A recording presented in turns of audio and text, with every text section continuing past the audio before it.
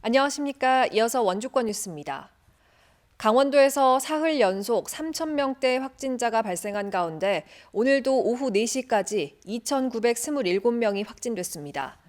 지역별로는 원주가 754명으로 가장 많고 춘천 682명, 강릉 377명, 횡성 76명, 평창 58명, 영월 49명 등으로 누적 확진자 53,779명을 기록했습니다. 어제는 3,429명의 확진자가 발생해 역대 가장 많았습니다. 오늘 0시 기준 강원도 위중증 환자는 40명, 코로나 전담 병상 가동률은 58.7%입니다. 제8회 전국 동시지방선거의 시장과 도, 시의원 예비후보자 등록이 시작된 지 일주일이 지났지만 등록을 하고 선거운동에 나선 예비후보자는 도내 14명에 불과한 것으로 집계됐습니다. 현재 예비후보 등록을 마친 입지자는 춘천시장 1명, 도의원 5명, 시의원은 원주 1명을 포함해 8명뿐입니다. 지난 1일부터 예비후보 등록이 시작된 도지사 선거에도 아직 1명도 등록하지 않았고 정당 공천이 필요 없는 교육감만 7명이 등록을 마쳤습니다. 이는 여야 정당이 대선에 총력을 쏟기 위해 당원들의 예비후보 등록을 자제한 방침 때문인데 유권자들의 알 권리와 이 후보자들의 선거운동을 제한하고 있다는 비판을 받고 있습니다. 어제 오후 3시 30분쯤 평창군 박림면에서 발생한 산불이 산림 5헥타르를 태우고 17시간 만에 꺼졌습니다. 산림당국은 오늘 오전 7시부터 산불 진화 헬기 5대와 400여 명의 진화 인력을 투입해 밤사이 중단했던 진화 작업에 나서 8시 30분쯤 불길을 잡았고 현재 잔불 정리와 뒷불 감시 활동을 벌이고 있습니다. 인명피해는 없었지만 인근 주민 8명이 산불 확산 우려에 대피소에서 밤을 보냈습니다. 산림당국은 산에서 작업을 하던 30대 김모 씨가 버린 담뱃불에서 산불이 시작된 것으로 보고 정확한 원인과 피해 규모를 조사할 예정입니다. 횡성군이 공무원의 잇따른 확진으로 인한 행정 공백을 막기 위해서 위기 대응 체계에 들어갔습니다.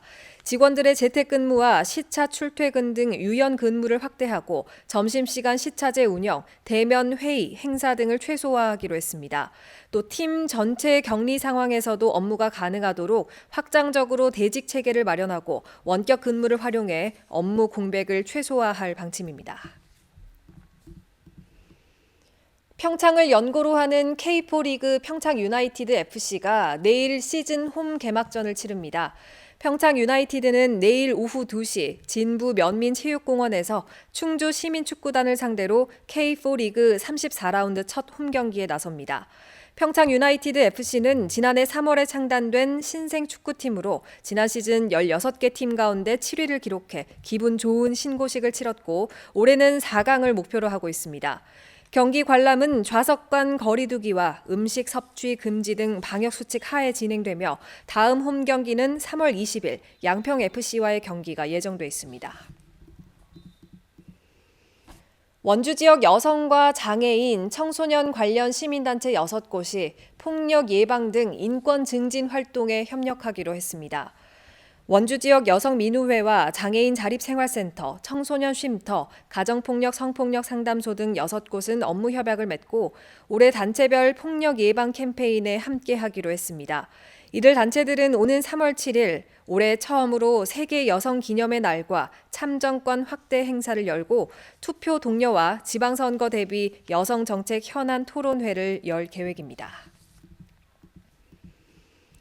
평창군이 농촌마을 주거환경 개선의 일환으로 올해 64개 동의 주택 개량 사업을 추진합니다.